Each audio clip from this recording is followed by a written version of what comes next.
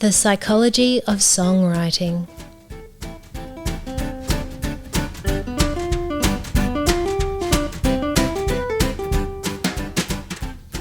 Hello everyone, welcome to Signposts for Living with Dr. Kirsten Hunter, and we have got gorgeous Ben Beamish here. Hello. Hi, thank you for having me. No worries. Now, if you haven't heard of Ben Beamish, then you're under a rock. You need to get out from under that rock, because I'm about to hear about what you've done getting into the world. It's very, very generous, very generous. But I've done a few things that I'm proud of. But yes, I'm not by any means famous, so but I appreciate that. Well and truly on your way. So Ben, we in our household you're called Mr. Beamish. Mr. Beamish, yeah. Did you know that? Yes, Lachlan calls me that. Yeah. Okay, everyone. Lachlan is our gorgeous eldest son and is a very good friend with Ben, Mr. Beamish. Yeah. Yeah. And I'm really busting to get into this because it's my world and your world coming together. Awesome. And that sounds fantastic. Now, we're talking about you being a musician. Yes. Now, that's a big word. Does that sit with you, musician? I know it's true, but... Yeah. I sort of describe what I am and what I do as like a few different things. A musician, I think, is a good umbrella term that is kind of all-encompassing, but in reality, I'd say what I do is working as both a musician, I'd say a songwriter, which obviously is a musician, but it doesn't always need to sort of deal with, songwriting can be very quite niche, Can be like behind the scenes. Exactly, producing and that sort of thing. To that point, I'd say I kind of work a little bit as a producer and what else? Yeah, I guess that's about it. Yeah, songwriter, musician, performer. Yeah. I haven't seen you perform, but I've heard about your performances. Oh, thank you. I've heard you're very energetic. I do love performing. I do love getting on that stage and just, having a great time with it. What happens? Like, seriously, I've always wondered, there you are in the audience, you're watching the musician up there, they're getting into it. What's it like on the stage? It's really, it's incredible. Like, it depends on the gig because you've got so many different types of gigs and so what type of gigs do you do? So I've done, I'd say, almost everything under the sun. I've done private bookings, corporate events, weddings, your more sort of traditional concerts, which that's where I'd perform kind of my own original music and that sort of thing. I've done sort of performances, been lucky enough to do performances in front of like a few thousand people for like, council events and in festivals and things like that. So every one of those is like a different, slightly different nuanced experience. And film clip. Yeah, absolutely. That's film clip absolutely right. That's got to be a different. Yeah. No, it is. Yeah, because that is 100% performance. But it's it's a very different type of performance. You're still performing, but I guess in that instance you're awarded the luxury of multiple takes and things like that. So less editing. Yes, absolutely. Yeah, which is why I'm actually very excited about this podcast, because as you were saying to me before, there's no editing. It's all just one take. We call it organic. Do you like that? Yeah, I love it. So very exciting. Anything could happen. There you go. So what happens for you though? You've got all those settings. What's it like being on the stage? Because I'm someone who is not comfortable on the stage. I can do public speaking, ironically. Yeah. I know what. Yeah. But what happens for you? Like, do you get exhilarated? Do you get nervous? Is it both? Yeah, I'd say both. I'd say I'm nervous going into it sometimes. It depends on the gig. If it's like, I would sort of do like a weekly gig at a local venue, and that's always, very zero pressure. It's always just, everyone's, friendly. It's a more sort of background music type of thing. When it's something that's, particularly if it's recorded, I've done, a couple of things, where they're performances that are being recorded and you've just got to sort of do it all in one take. Then it can be a little bit nerve-wracking, but I think once it starts, I always just sort of get into the groove of it and sort of become lost in, I guess, the music and the song, and then it becomes exhilarating. And okay, here we go. Ready? Yeah. Do you have an alter ego?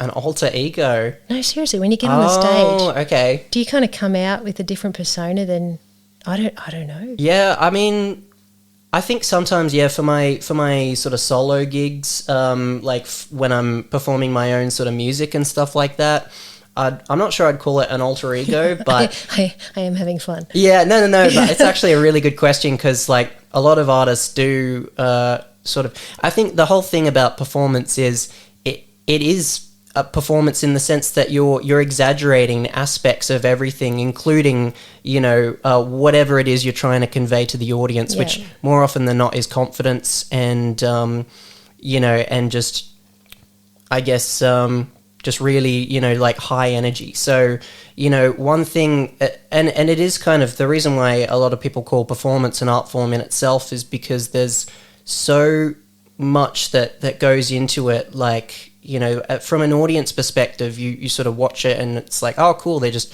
playing the guitar and singing. But, as a performer, it's like there's the movements, there's, the angle at which you sort of sing into the microphone, and sort of all these like small, subtle things that you can do to kind of elevate a performance. But yeah, to your question, I'd say, I guess, that... It's you plus. It's me plus. Yeah. I like it. That's a good way of wording it. I like it. Okay, so let's go back in time. Back in time. Mm-hmm. Here you are, little Ben. Yes. What happened? My parents are both musicians, which is I'd say pretty important, because music has always been around the household and kind of in my DNA, I guess. And growing up, I would do a lot of performances and guitar playing and just performing together with my younger brother, who's also a phenomenal singer, and so we were strongly, both of us, sort of encouraged to sort of go down that route, because again, like, our parents are both professional musicians. Mum's both now enjoying a happy retirement, but Mum was an opera singer and Dad a composer. No way. Yeah, absolutely, yeah. Really? And then Dad wrote music for commercials, short films, that sort of thing. So we were always... I always did guitar lessons from a fairly young age. So is that your main instrument, guitar? Yes, yeah. I would say that I'm a guitarist first and then a singer. Yeah, and then... good combo. Yes, yeah. It's a good time. And then I'd say, growing up, it was, it was the guitar, playing the guitar, that sort of thing, which then led to doing performances with my mum, she'd sort of still be doing shows and stuff like that. So she'd bring me and Jeremy, my younger brother, on stage, and we'd sort of collaborate. That's so cool. How young were you? 12, yeah. Oh my god. Yeah, very young. I'd say 12 to 14 was when I kind of started. And with, live performances and stuff like that. As well as that, there was, school performances and things like that, they'd have like little very, community sort of talent show things for like, other school kids who were like, to give them an opportunity to perform their instruments or, whatever. And a bit unfair. Don't you think? Like, for them it'd be their first time, and for you it's like 10th. Oh no, but I was in the same boat. I'm talking primary school here, right. So yeah. But it was maybe talent show is the wrong sort of word, because there wasn't a prize. It was basically just it's great. An avenue for performance. But yeah, so it was a very I guess, to use your word, organic build up into taking it professionally, I'd say. Very, very cool. Yeah. So tell us where you've been. What have you done? So it's a big question. I've done quite a lot. So I'd say that I started I started working primarily with my brother Jeremy, and that was where, you know, both he and I started to kind of build a bit of a name for ourselves, which now has translated into our individual projects and work. So you were the Beamish brothers. We were the Beamish brothers, yeah. And so we've got Ben Beamish, yes, Jeremy Beamish, Ben Beamish, the Jeremy Beamish brothers. That's right, yes. And they had fun for how long? We were, well, for starters, I'd like to say that we are still having fun and still working together. We're doing less performances these days because we've both branched off with our own sort of solo creative endeavors, but I'd say we worked and performed very, very consistently together from 2016 to just, I'd say, early this year, 2022. Yeah. So yeah, it's but you know, as well as that, I was, you know, well, he and I, we were both individually honing our craft as musicians and songwriters. And so working with him, we had some incredible opportunities. We performed on Toasted TV, which was like our first televised thing, which was, you know, like a kids show that we both grew up watching. So that was kind of like a big, super you know, cool. Yeah, super cool, yeah, really, really cool experience.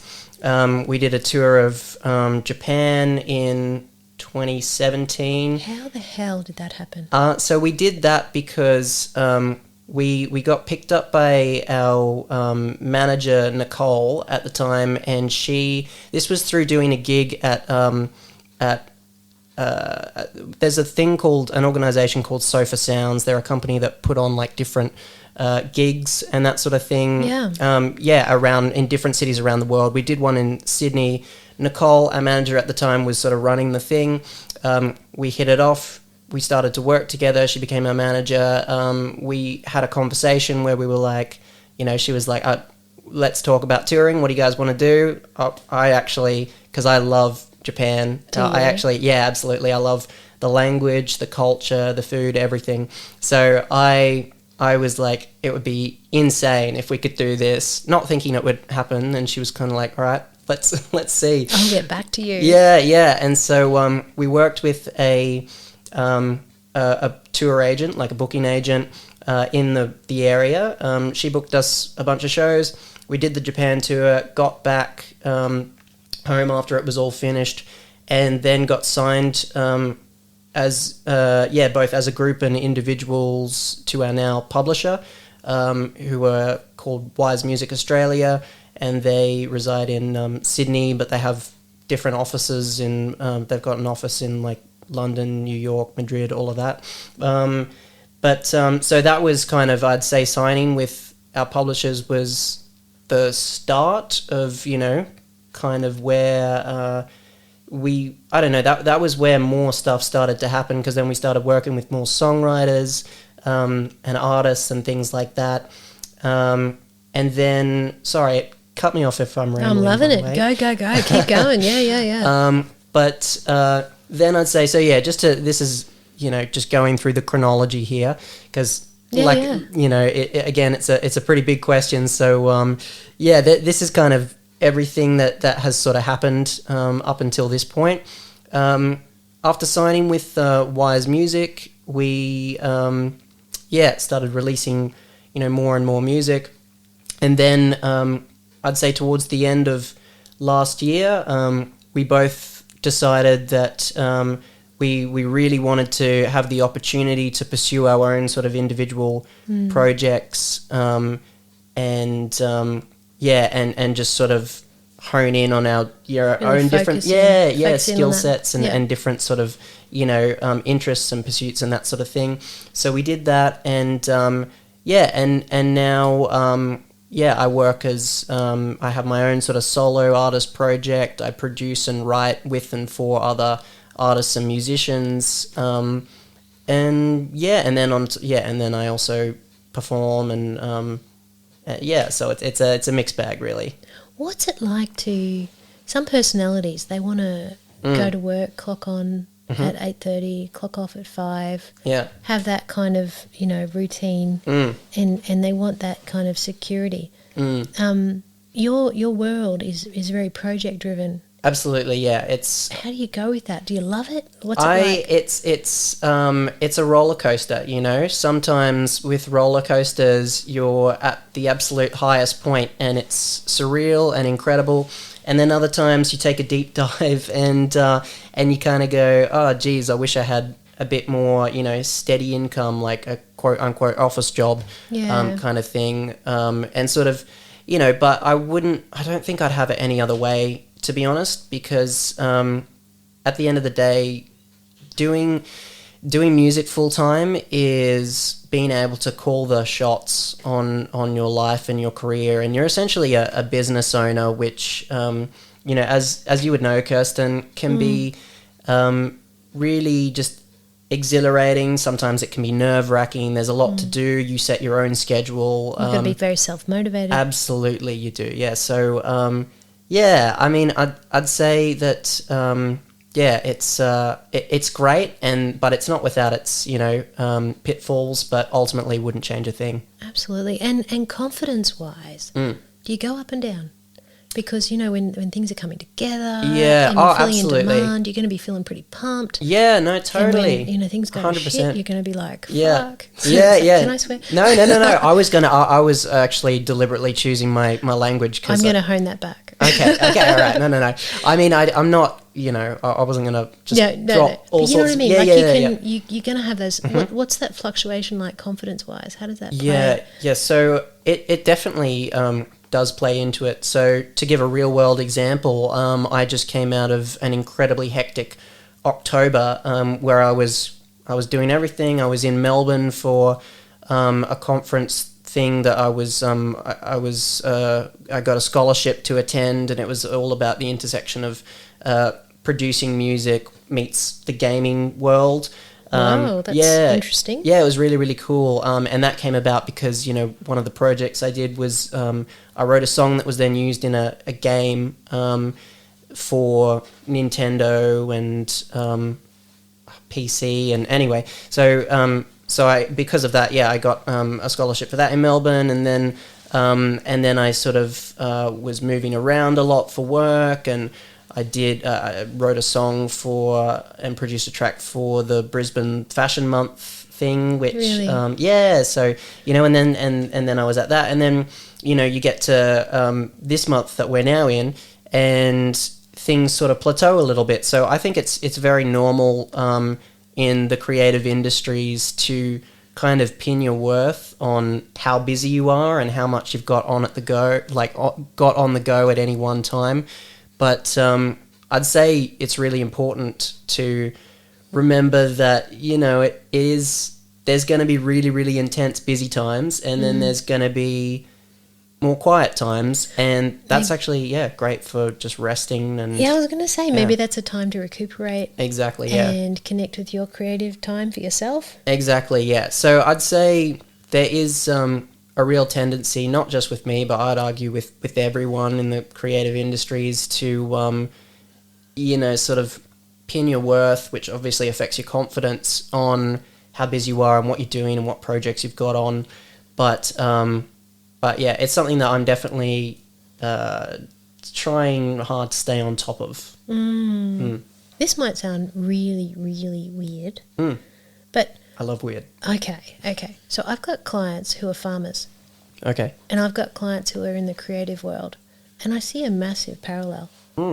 Because, you know what I mean? Like the farming world, they have times when they have like this incredible, like bountiful period and you know, feast, and then they have the period of the famine. The famine, and they do, and they have to kind of like find that nice middle ground to kind of like put away the chestnuts and kind of like stay grounded. Absolutely. But also kind of see that it is a cycle and they go up and down, and you don't want to be busy the whole time. No, that's right. And I think creative world's similar. Absolutely. And you used a really great word there, cycle, which I think is really, really good to for me personally to come back to as well, and just to, you know, to remember when things are moving a little slower. I'm like, all right, well, I know things are going to pick up because they always do, and you know, and that's just part of the cycle. Yeah, absolutely. But I think that's a really great analogy, though. Sorry to cut you off, but that's a really cool analogy that I hadn't thought of. You know, the the comparison between the farming world and It's just what I've seen. Yeah, no, it's really, Random. it's a good point, yeah. And we are actually talking about the psychology of music in the creative world, aren't we? Absolutely, yeah. But yeah, in the same way, it's, you get those, really fruitful moments where the crops are growing and everything's, That's it, it's all happening. Yeah, and then Harvest other times time. it's a drought. But, that's why, you take that moment to those sort of dry spells to just recover and recognize that it is a cycle, and that's still something that I'm working on, and I think it's something that every single songwriter, musician, anybody, business owner, anyone in the creative industries has to go through. And with the freedom and the autonomy of having that creative world also comes the unpredictability, so it's just kind of the two sides of the coin, really. Absolutely. And I would say that there is, for me anyway, a huge amount of excitement in the unpredictability as well. So I think that is, it's what you sign up for when you, pursue a career in... Pretty boring if you know it's going to be in the book, right? Yeah, exactly. I mean, I think so. There's definitely value in, consistency and regularity and all of that. But, for me, I love the unpredictability, Absolutely. And sometimes it makes me want to tear my hair out, but most of the time it's fantastic. So let's talk about music. What type of music do you write, produce? What's your style? Is there such a thing? Yeah, so for my own solo project called Sleepy Benjamin, I would do... Great title. Thank you. Sleepy Benjamin. Yeah, I'd say it's a very apt description. I'm tired a lot of the time. Lachlan, your son can attest to that. Beautiful. But yeah, I'd say under that project, I would do what I'd say would be indie pop. But for, when I'm working as a producer / songwriter with other artists, producing for their work, it's whatever they're doing. So I've produced songs, like I've produced a rock song for an artist. I've done EDM stuff, electronic dance music, for another guy. I've done your sort of more stripped back singer-songwriter stuff. So that's when I'm working kind of in service for them. When I'm doing my own stuff, I have a soft spot for, indie pop, and take a lot of my influence from artists like Labyrinth and, as a guitarist as well, I try to sort of infuse some rock elements, I really love Pink Floyd. Oh, really? Yeah, absolutely. So, all of that sort of thing. So it's a mixed bag, but if you had to put a label on what I do under, the Sleepy Benjamin name, it'd be indie pop. But when I'm working with other people, it could be anything. That is so good. When you say produce music, what does that mean? Just for the layperson, such as myself. No, yeah, that's so basically that's when you sit in front of the way I think of it is that's when you sit in front of a computer and you record audio, like you record the guitar and the MIDI, which is when you're like sort of playing a keyboard or something like that. Yeah. And then that all goes into like a software that goes into the music program that you're using to record everything.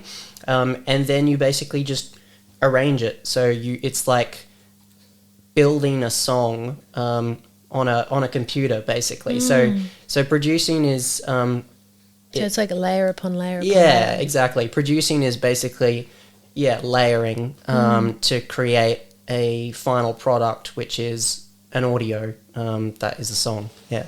Wow, that's very cool. Yeah. So but there's a lot. There's a lot to it. At its simplest, it's basically just dragging and dropping and layering to create. And do you song. often jump in and you're the one doing the guitar, doing the extra, doing the backup vocals? Do you jump in? Yeah, I do actually. Yeah. So sometimes we'll be I'll be writing with an artist and I'll be singing something and they'll sort of say like, oh, that would be really cool if that's in there as sort of backing vocals. So I'll do that. I did that for an Indonesian guy that I worked with earlier this year.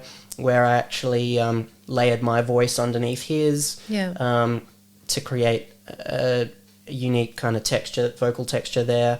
And then, anytime sort of guitars needed, I normally am the one sort of playing that and then recording that in. But yeah. So back to the title, The Psychology of Songwriting. Yes. Let's talk about songwriting. Yes, yeah. So what the? Yeah. Where does it start? Where does your brain go? Where does Big question, yeah. Where does your mojo come from? Yeah, I'd say it's a very, very wishy-washy answer, so I'll go into it a little more in depth. But it can come from anywhere. It can look like anything. So, for example, you've got songwriters who who can start with they're very driven by the music theory, which is fine. I guess what I'm trying to say is there's no one approach. There's no one route what works to songwriting. For you? For me, I like to... But I mean, for everyone, it's what works for them. Yeah. Totally. Yeah, no, exactly. So it's whatever works for the person who's writing the song. But yeah, so some people... I've worked with people who are phenomenal musicians and have a really strong music theory basis. And so that forms, that informs how they approach songwriting. So... it's usually, they're very driven by like the chords and things like that, and the structure. For me, my approach has actually changed over the years. I'd say that the way I kind of used to start typically, this is just when I'm writing songs on my own, would be, starting with a sort of chord progression, which I'd play on a guitar, given that that's sort of the instrument that I'm normally, doodling around with.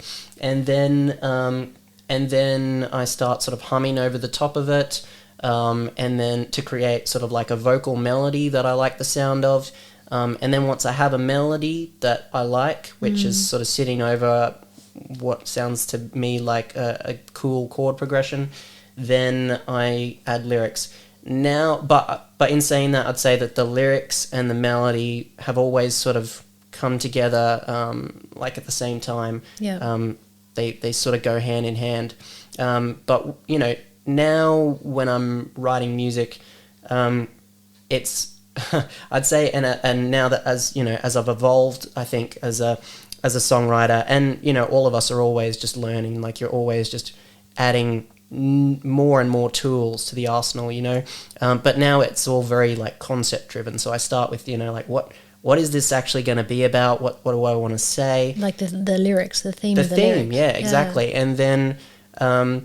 And then, that's when I start, listening to, like, I start playing chord progressions, or, maybe I pull up like a sample, like a sample, an audio sample that I then sort of change the pitch and play around with or something like that.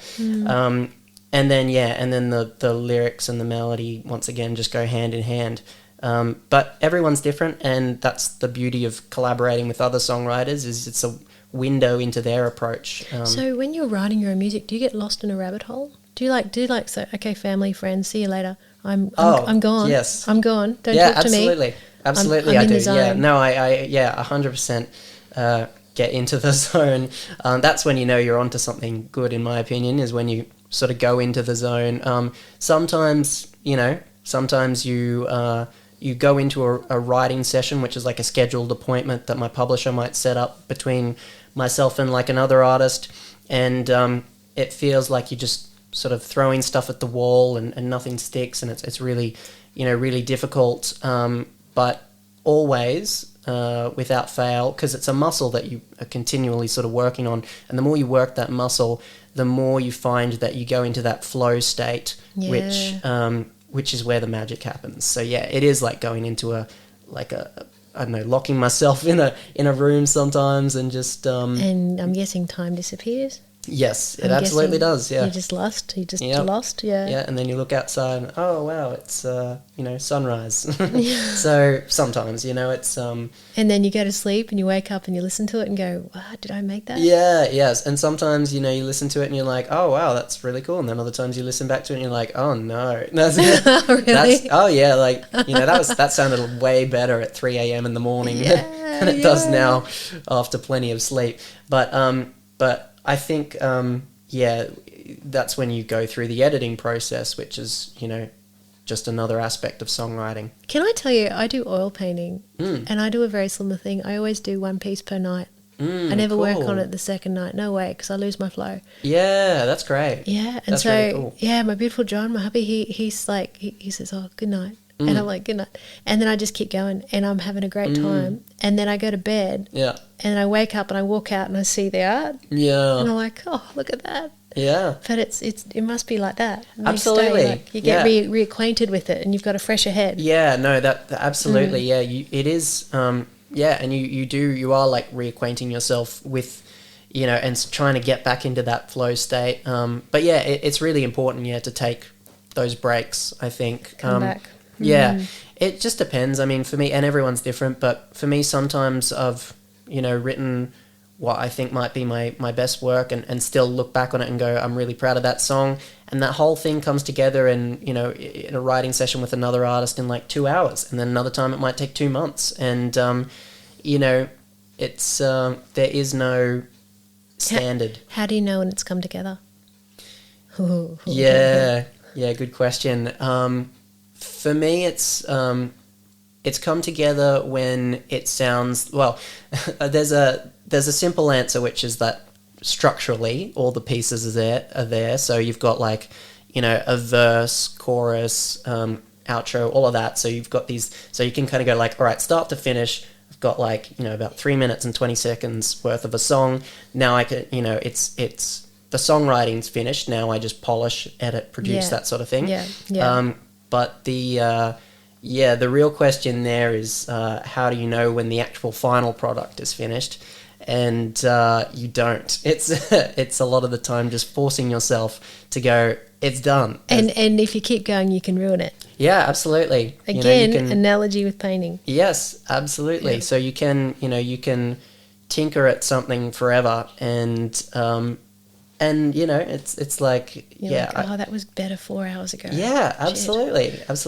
Sometimes there's a thing that I heard called like I think it's like the 90% rule or something like that, where it's like, you get something to what you think is like 90% finished, and then more often than not, the remaining 10% doesn't really matter. Like you can tinker like to a certain extent. It's not going to affect, anyone else's perception of the and artwork. you're not hitting the danger zone of it getting worse. Exactly. That is a very good idea. Yeah, so, I mean, sometimes, and I have to, force myself out of the studio and go, all right, I've been working on this bass line for, like, 2 hours. It's done, it doesn't matter how many extra plugins or sounds or whatever, like, it's all just, it's subjective at that point.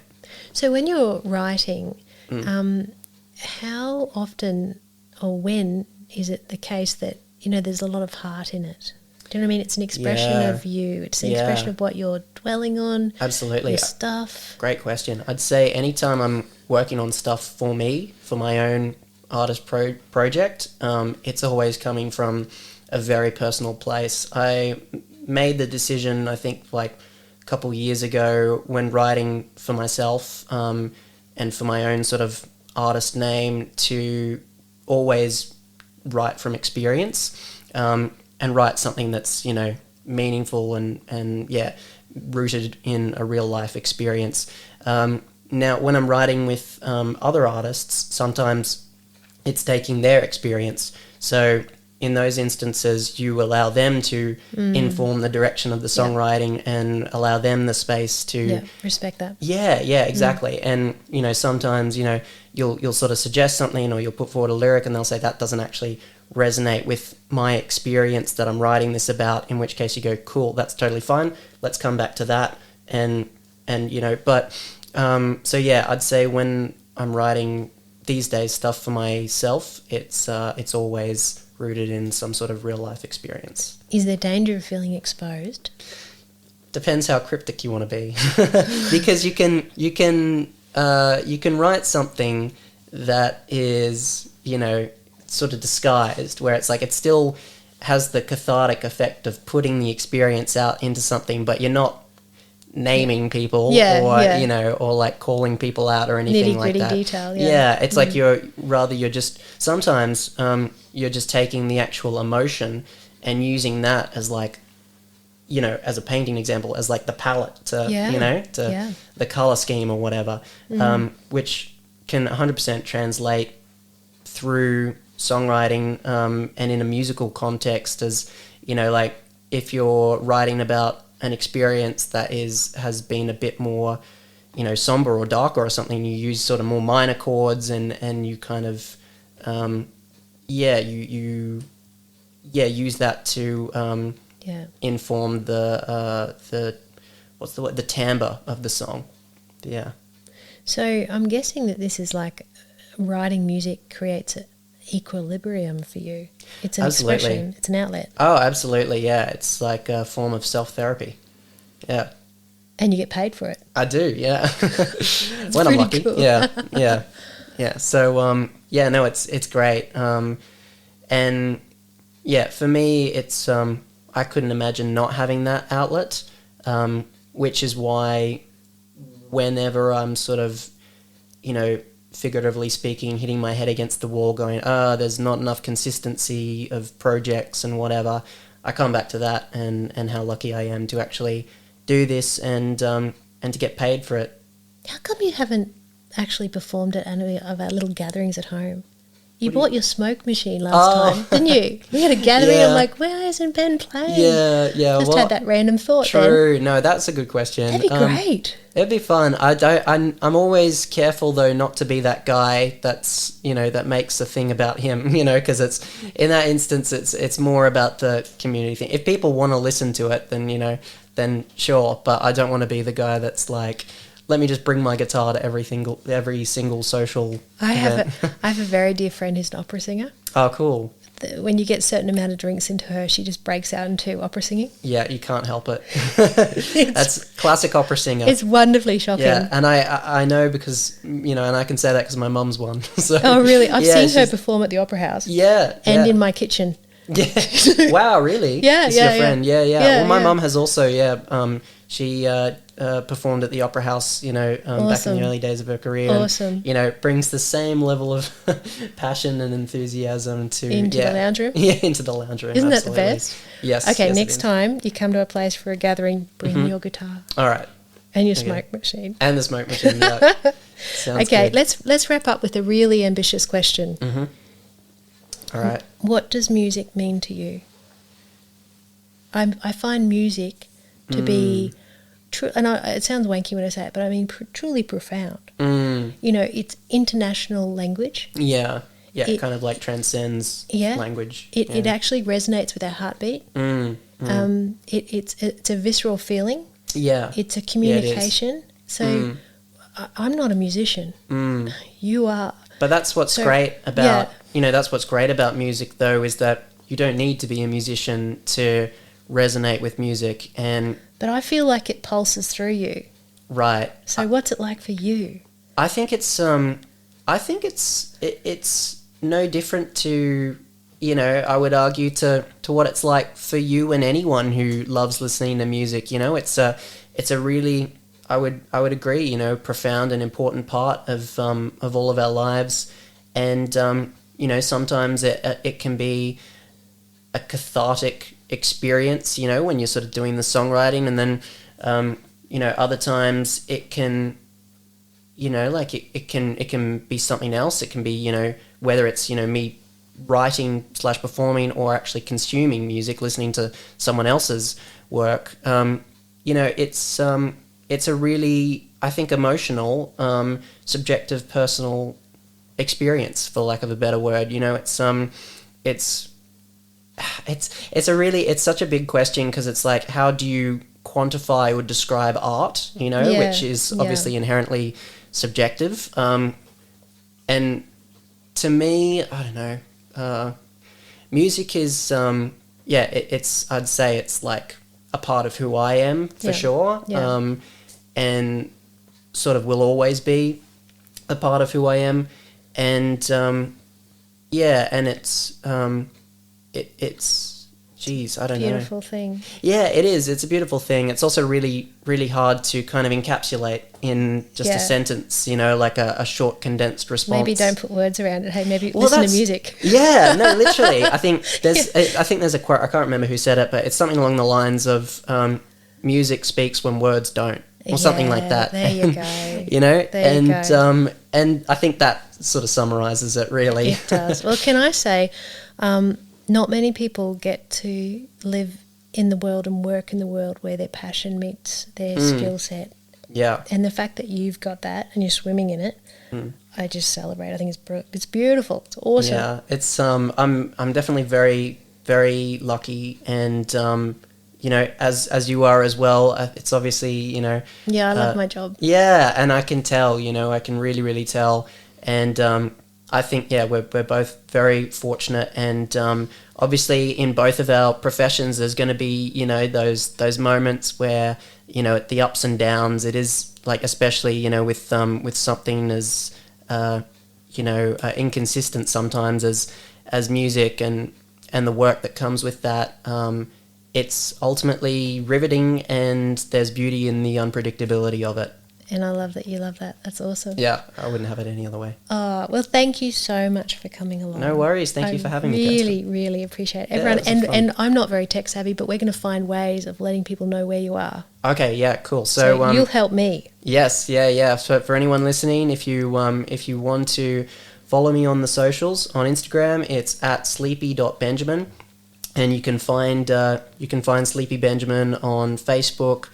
Type it into Spotify, you'll see all my music, and YouTube and all the other ones. You know which ones they are. That is so great. Yeah. That is so great. So everyone, thank you so much for coming along to Signpost for Living with Dr. Kirsten Hunter. If you want to catch me on the website, I don't know if you've looked, I've got all these free resources, kirstenhunterauthor.com. And cool. We've got Facebook and Instagram, Kirsten Hunter Author, and Twitter, Kirsten Hunter AU. And here we are. Thank you, Ben. Thank you. Everyone, go and enjoy Ben. Mr. Ben Beamish.